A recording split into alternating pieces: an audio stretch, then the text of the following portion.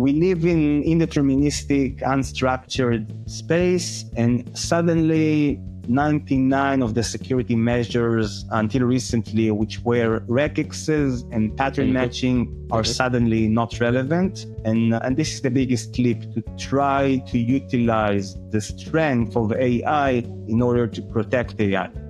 For people who don't know you, what have you been up to in the last period, and what are you currently doing? Sure. So nice to meet you, Itamar, the CEO and co-founder of Prompt Security. Originally coming from the data science realms, I started before it was cool, and I was playing like with random forests and classical machine learning models since I was 16. Studied math back then, and I did my master's and thesis in machine learning, more in the deep neural nets area, which concepts are very important for the upcoming LLMs in the future. And again, most of my career I was building AI stuff for cybersecurity companies like Checkpoint and Orca Security, helping them to, I would say, to adopt the potential of AI in order to create better security tools. And in the last 2 years, we kind of flipped the coin, and today I'm not building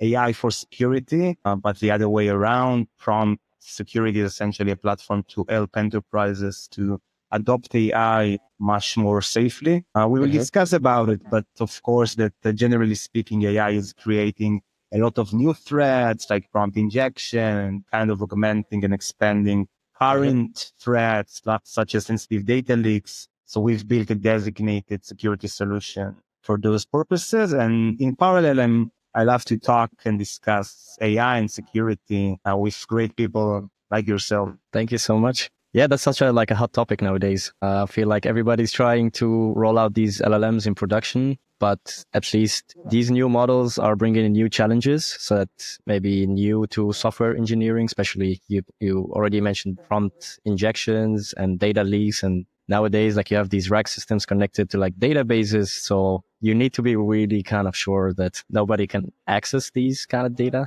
So I would love to make this episode sort of like an introduction to LLM security. So for people, we can imagine people who are building these systems, but they want to be kind of sure what aspects to check in order to be sure that the models are secure. We can maybe have in different categories, like what kind of security aspects of LLMs are now present? So there are a few. I was one of the co-authors of the OWASP Top 10 for LLM, which is explaining about the most of them, I think, but more from the application security side. Like when I'm building a Gen AI app with an LLM, not necessarily training it from scratch. I might be using OpenAI's LLM or Mistral's, etc.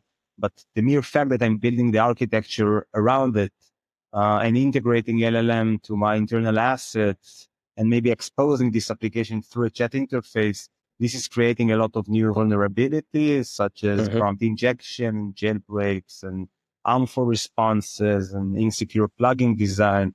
By the way, new names to utilize the characteristics of LLM to perform known attacks, like remote code execution, like account takeover, SQL injection, and more. And by the way, this is amazing. Like, in my opinion, and I'm repeating it in any bloody episode that I'm recording, I think that this is the biggest attack vector of the century, maybe. Yes. Because we see on a daily basis, like a few of our customers today, of course, they are protected. But before we came, we've met Fortune 100 companies, Fortune 500 companies, some of them with, 1 million security budget, I think, per month. With all the incumbents, all the security tools and shticks, CSPM and DLP and WAFs, etc. And they released very rashly a Gen AI application through their website, and suddenly somebody, which is not even like a classical hacker, it's somebody creative which knows how to play with LLMs. And then this prompt injection can lead to SQL injection, because behind the scenes, the developer used long chain, and then with some unoptimal configuration, the LLM can query the Postgres database or the Snowflake database. So it's a very open, I would say, attack surface. And on the other end, if we would like to simplify things, and I always prefer to simplify things, the most prominent risk is simply employees going through their endpoints to Gen AI application, sharing with them data. And although this is not a new threat, we did a survey, by the way, and this is an interesting fact. We've seen that 40% of the Gen AI applications out there, like 4 out of 10, are configured by default to train on your data. So the possibility of your enterprise confidential data to become part of the training data, and then through the training process to be embedded in the model weights, is very, very risky. So I would say this is a brief description of the new attack surface. That's very interesting. And right now we're just throwing a lot of terms, and let's assume some people maybe don't know these terms. Maybe we can go like one by one and just try to explain a little bit more what happened underneath the surface. So we can start with like prompt injection, for example. What can somebody understand under this term? Yeah, so there is a lot of mix between prompt injection and jailbreaks and adversarial attacks. But the idea behind it, to put it simply, usually, let's talk about the direct prompt injection, because there is something also known as indirect prompt injection. But in a direct prompt injection, the end user, let's imagine a chat interface, has fed into the Gen AI application some instructions, which makes essentially the LLM into doing things you wouldn't like it to do. And it's beyond jailbreak. I see jailbreak as something more, I would say, scope to the fact that we want LLM to behave properly, like not talking about unsafe content, etc. But in prompt injection, it goes beyond harmful topics and unsafe content. It means that you utilize the LLM within the LLM-based application, within the architecture and the ecosystem it lives on, to reach unprivileged, for example, table in the database, to run malicious code on some EC2 machine, etc. So that's the idea behind the prompt injection. Very similarly, conceptually, to SQL injection, but that time the content is not SQL. It's literally plain text in some natural language. And how hard is it to kind of detect this text? To like detect it? So prompting, if we talk about SQL injection, for example, there's been you need to validate the user's input to try to check if somebody's trying to do such a thing. But now if it's becoming like natural language that now we're trying to defend against, this is, I guess, the new challenge, right? So how are we able to do this if we're trying to program such a system? Definitely. This is the biggest leap, because SQL injection between you and I, it's a solved problem. SQL is a fixed language. There are fixed terms. We can really control what is the open parameters and input we get from the user. And we found ways to prevent it, or at least to mitigate it dramatically. With previous WAFs and web application firewalls and other solutions.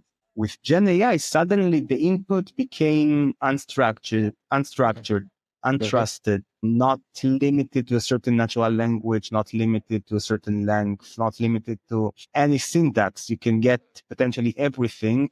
And this is not all. This is like being fed into an LLM that correspondingly respond with indeterministic response.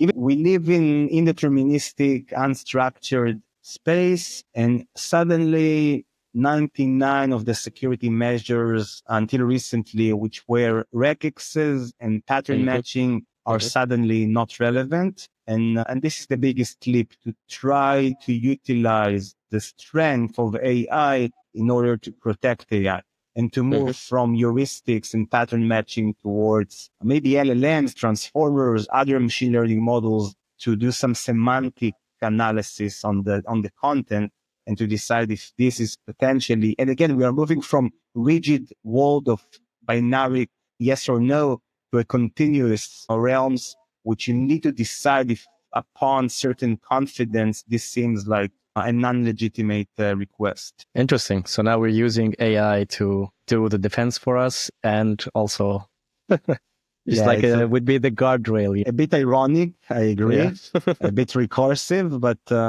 yeah, we We use the good AI to protect the AI from the bad stuff. Interesting. So these on LinkedIn, we are now seeing, for example, there's a lot of content around this Apple leak where somebody managed to hack Apple to get the actual system prompt. And people are like laughing about it because it says, please do not hallucinate, or they are asking the LLMs like some kind of ridiculous stuff. But it seems to be working, maybe not to the best. So is that what we understand under prompt injections? People can actually access the prompt that was given to the LLM, or is that something else? Yeah, so that's a good differentiation because it's a very subtle thing. So let me clarify it. First of all, today we name this kind of attack system promptly, which is kind of the equivalent of recon we had in the past. This is like the initial Intel recon activities you do versus the application or the environment to understand it a little bit better.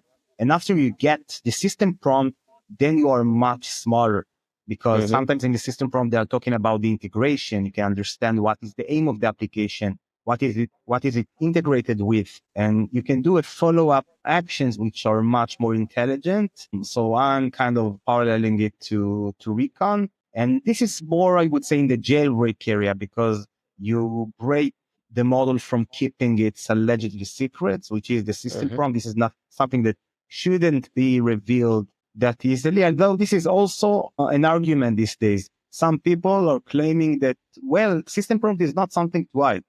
We can discuss and argue about it because it's not in the very deep backend. It's something relatively on the interface. But we, for example, are performing red teaming on AI all the time. And I can tell you very frankly that system prompt, when you leak it, the next time you're trying to do some malicious stuff, the probability for success is much higher.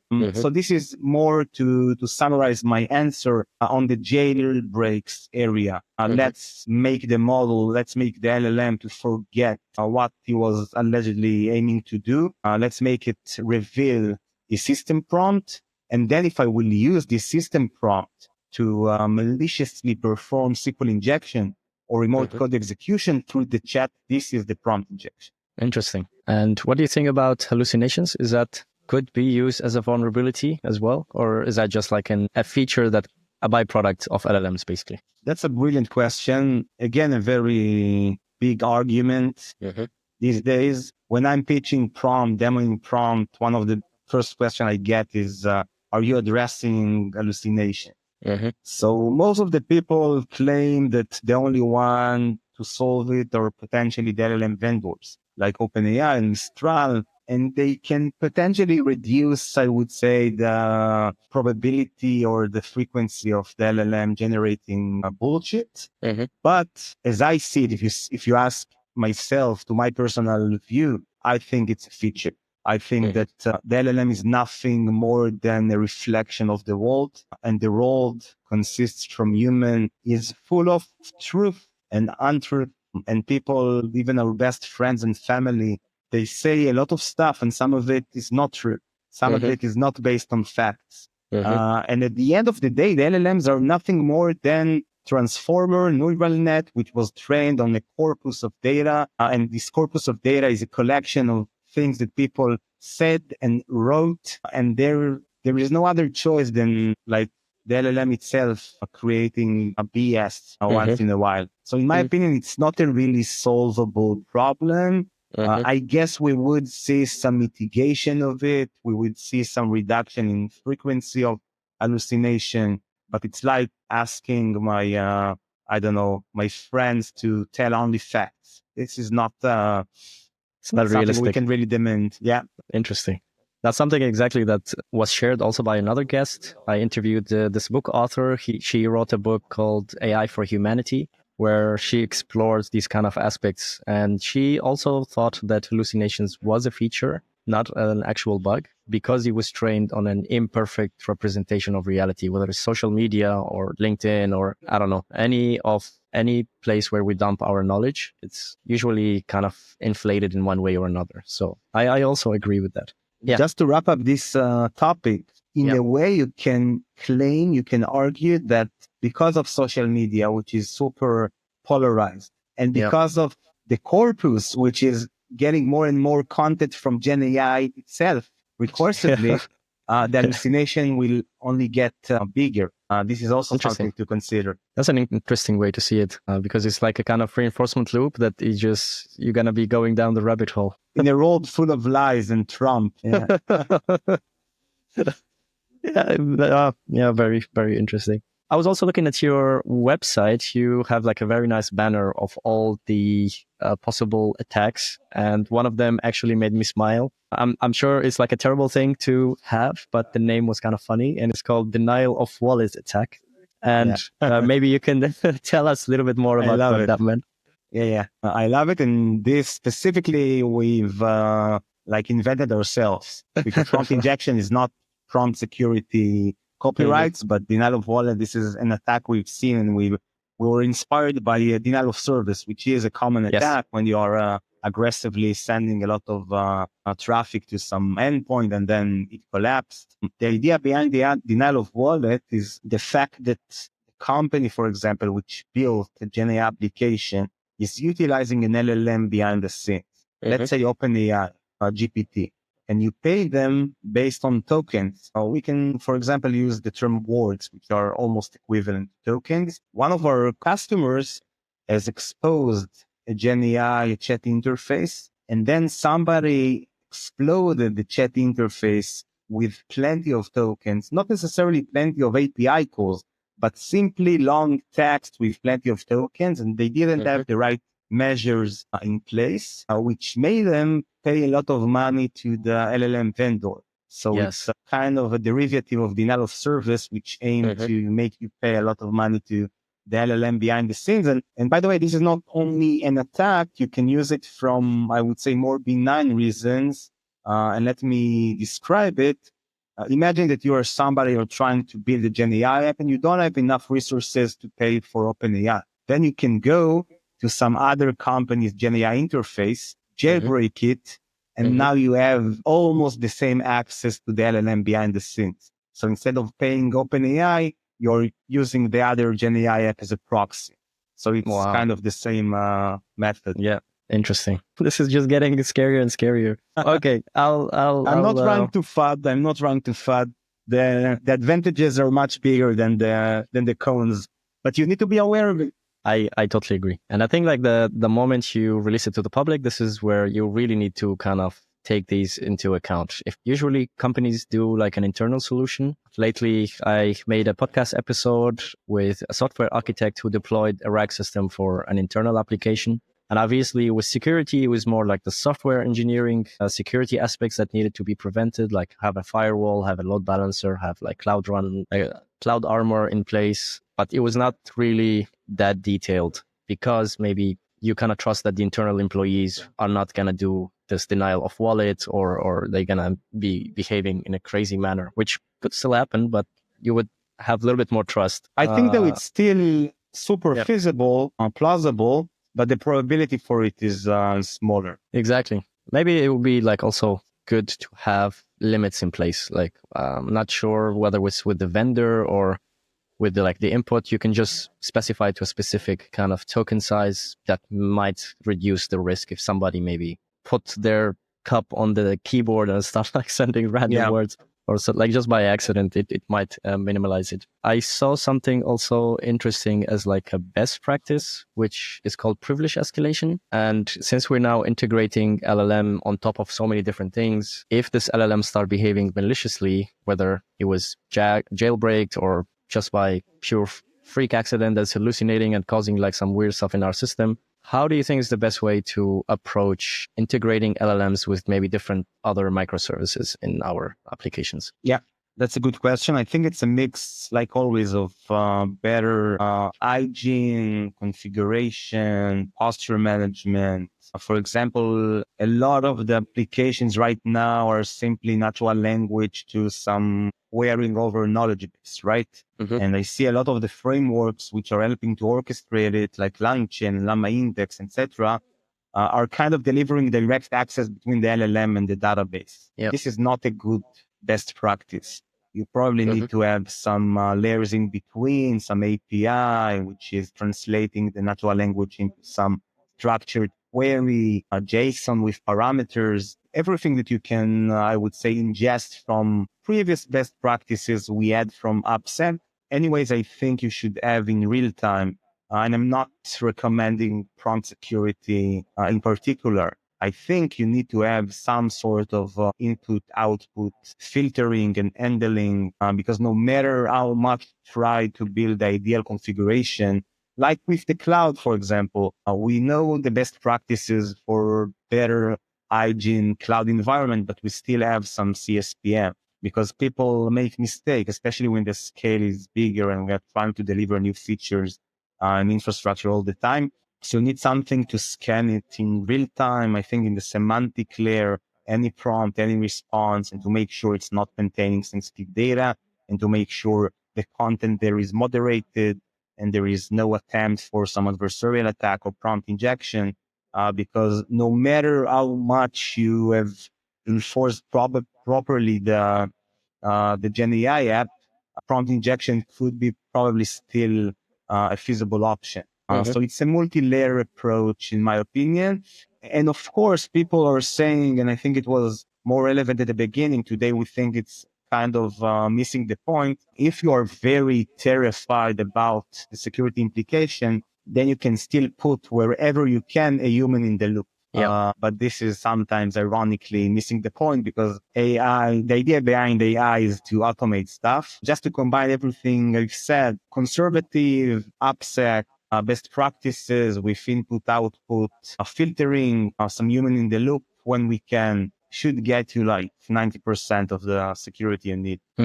That's really cool. I think we went over the main categories that I saw. So the only thing that was left is like the toxic and harmful bias content, which could be inherent within the models. I mean, at the moment, the vendors, like let's say we use OpenAI, they are quite good into kind of limiting these things. Maybe the risk happens if we're using open source, then we need to kind of add some stuff on top to make sure this toxic and harmful content doesn't just spill because it would destroy our reputation. That could be like one way people also exploit us. Is that something we should rely on the vendors on, or should we, in your opinion, also take the hands into our own? And is there something we can do about it? Yeah, so this is maybe the only thing that the vendors are really delivering to a certain degree. We can call it safety or guardrails, more about the content moderation. Here I can understand why companies are not rushing to adopt another security layer, but we must remember that this is a very dynamic thing. Even OpenAI, let's say even a specific model, GPT-4, for the same exact malicious and harmful prompt, sometimes it rejects it and sometimes not. So you cannot trust it fully if you would like to have a very constant experience with the Origin AI features. And more importantly, a lot of what we define as harmful or toxic is not universally true. It's very dependent on culture, on geography, on enterprise, on policy. The last thing we were talking about is the toxic and harmful content. Yeah. So should we rely on the vendor or should we try to take things into our own hands? Should they start from the beginning? Maybe better. Yeah. So the vendors are delivering some sort of content moderation, but it's very dynamic. Depends on any version and they change it all the time. And some questions like, how do I wire a car? Like 1 year ago were rejected and now they aren't. So if you would like to deliver a constant experience to your customers or to your employees, you need to have some agnostic layer, which is more constant around what is good and what is bad. And more importantly, CCT and alpha responses are not a universal truth. They are really dependent on the culture, on the geography, on the company's policy. Something which is toxic in a certain environment is super legit in another one. And that's something we see all the time, that you would like to take this generic and generally speaking, safe model of OpenAI or Mistral or Anthropic into your own ecosystem with its own culture and policy, and you would like to refine it. And for that, you need another layer of content moderation. Sometimes even in the same company, the same, I would say, ecosystem, per specific or different use cases and application, you have different rules. So that's the game, I think, to deliver more granularity, more specifications, and not only block, anything which is potentially unsafe, and you are delivering a very annoying experience when you ask about the weather and you're getting blocked, and you're asking about some technological question, and you are getting blocked. So there is a fine line between enablement here and good user experience and still remaining safe. Okay, yeah, I understand this. Do you think there was anything that we didn't mention today that is still worth mentioning regarding different attacks, maybe best security practices? Anything comes to your mind? I think we covered the main topics. I do think that awareness is getting better, but people which build with AI needs to understand that this is a complete new uncharted territory. And although the potential is huge, we need to have some basic, I think, awareness to the risk. And this is changing all the time. I've never seen such a pace. Every single day, we are witnessing new attacks, new vulnerabilities. So you cannot ignore it, and not like some of the previous, I would say, attack surfaces. This is not something that with a few simple patches you can almost solve. I think you need to be aware. That's first. And second, you need to have something which is evolving dynamically according to the fast pace of this landscape. I mean, it's very impressive to start a company in such a high pace and dynamic and or ever-changing environment. What made you personally choose to go into that area? Because it seems very challenging. Yeah, I wouldn't deny it. I think that always to build a new company, it's hard and challenging. But specifically in the intersection of AI and security, the pace is super aggressive. But this is what lured me in. I wanted to build something unique in the most, I wouldn't say most, but one of the most interesting areas. This is probably AI, the biggest disruption in technology we've ever seen. And to build the corresponding security for it seemed like, both from commercial and business perspective, seemed like a very interesting path to take. But more importantly, from the experience, from the journey, it seemed like a very interesting path to take. Hard, challenging, difficult, definitely. But usually in life, those terms are correlated with passion and fun and interest. So that's what brought me in. And do you think for the future, we're going to be able to, I feel like now there's two races for like the hackers, attackers to exploit, and then the race for defenders to try to defend. Who do you think is winning at the moment? And how do you see this like in the future kind of? I think like always in life, in history, when you're looking at it in a very specific time frame, sometimes the bad win, the bad guys win.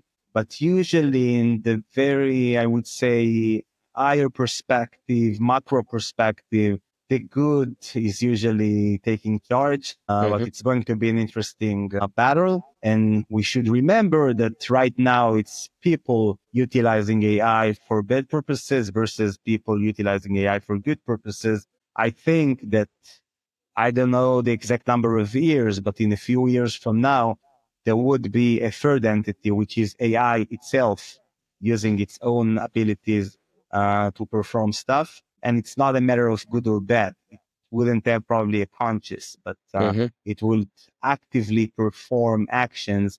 And that's another player in the field. That's a very interesting thought. And I am excited to be part of it. I mean, I can only imagine how challenging it is for people to kind of wrap their heads around it with all the tools and all the security measures and EU acts. And so me being right on the front as a data scientist, I already feel overwhelmed with everything, all the knowledge that I need to absorb. But it is improving our productivity and efficiency in like a crazy way. So I'm really happy. And again, thank you for like being on the forefront of defense, trying to make this technology accessible by actually making it safe for people to integrate it. So that's something that it's a mission that really I find it very valuable. And thank you for being on my podcast again, and would love hopefully to meet you hopefully one day in person. And good luck Definitely at Prompt Security. Thank you for inviting me. It was a pleasure speaking with you, and talk to you soon, hopefully in person. Take Likewise. care. Take care. Bye bye.